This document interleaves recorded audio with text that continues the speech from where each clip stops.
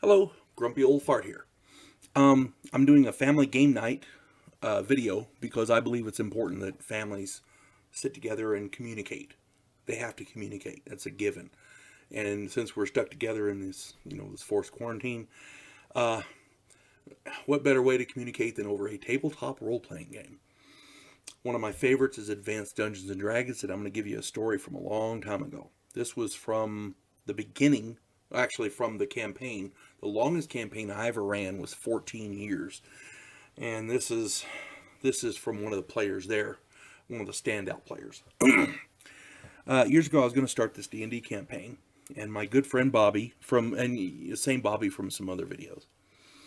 He wanted to play something different. He'd played fighters, he'd played thieves, he'd played barbarians, blah blah blah blah, and he wanted something different. So it took me a few days, but I worked up a special class, and it's a homespun thing it's a voodoo witch doctor called a Hungan, Houngan, and it was completely homemade for this campaign. It was kind of a thief, druid, necromancer mix. At low levels, it was very, very weak. But it grew in power extensively, starting at around 6th to 8th level when he started getting what's called cauldron magic. Voodoo witch doctors, these Hungans, they have a special kind of magic spell they can do over a cauldron. And their cauldron magic can get quite powerful, especially when they get what's called their domicile. It's a special place of power for them. And they start getting this stuff around 6th level. I believe they get their domicile around 8th level, so that's when they start really coming into their own. Up until then, they're weak. They're decent thieves, but weak druids and passable necromancers, that kind of thing. But nothing major. They were actually very weak up until that point. But Bobby loved it. He loved that character, and I got to say, I didn't actually design it this way, but man, it played to his strengths and the way he thinks. It played to that because he's a devious dude. And Bobby, if you watch this, God bless you. I love the hell out of you. You're a great guy, but man, you're a devious little so and so. Anyway, and then, like I said, this campaign turned into the longest one I've ever run. It lasted 14 years. And over the course of this time, we had an average between 4 and 9 players at any given time.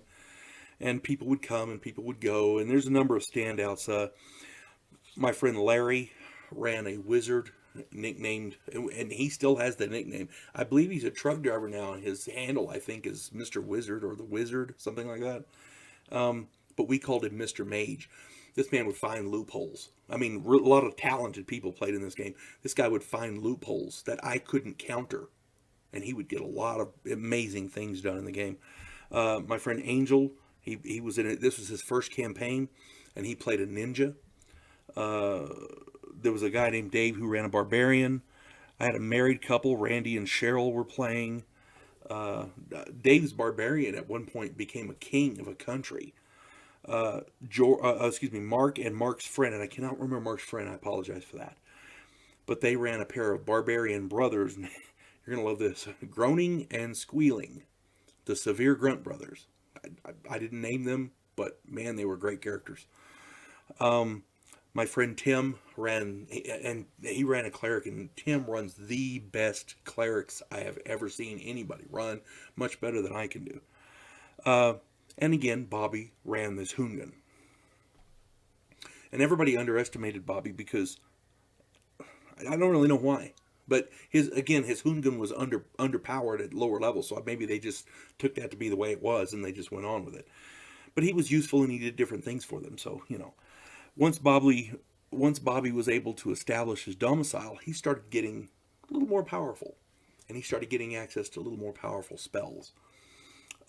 He started doing things surreptitiously outside of the normal game context. So they're on a mission to do this, and in the downtime, Bobby's doing this other stuff. They're busy, negotiating with a king or a foreign diplomat or something, and Bobby's helping them.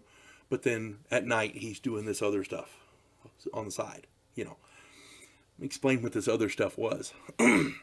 He used normal creatures to acquire hair and other items from specific rulers.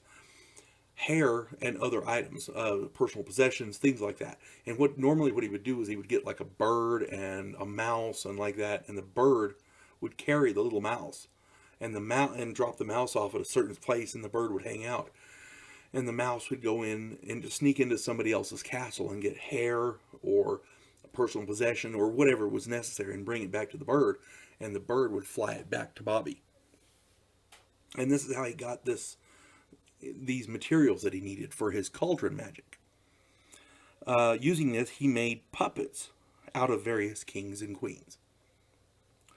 So at one point, Dave's barbarian character became the king of a country, and most of the group kind of worked around that, and they worked for him, and blah, blah, blah, blah. Bobby, in the meanwhile, up in his cave, up in the mountain, in his domicile, he was controlling, I want to say, 6 kingdoms, and 6 different kings. It was 6 kings and a queen, if I remember correctly. But he had 7 kingdoms under his control, 7 magnificent armies, and they were all under his control, and nobody knew it. I don't care who you are. That's devious, okay? And you couldn't find a way to stop it, because these kings and these other kingdoms, you can have all the greatest guards in the world, but are they going to guard you against a mouse? A bird? A bird lands on the parapet. What are you going to do about that? You're going to kill every bird that lands? That's stupid. And nobody likes mice, but how are you going to get a mouse? You're going to waste it. Guard, kill all the mice in the castle. Yes, sir, That's stupid. Bobby knew this. Bobby planned it out. Okay? So while the group was happy serving the barbarian king, Bobby was controlling a number of other kingdoms. The Puppetmaster. Bobby, man, you're a brilliant player. I wish you could. I wish you were still here. I wish we could play some more. I miss playing with you. You folks have a good day. God bless one and all.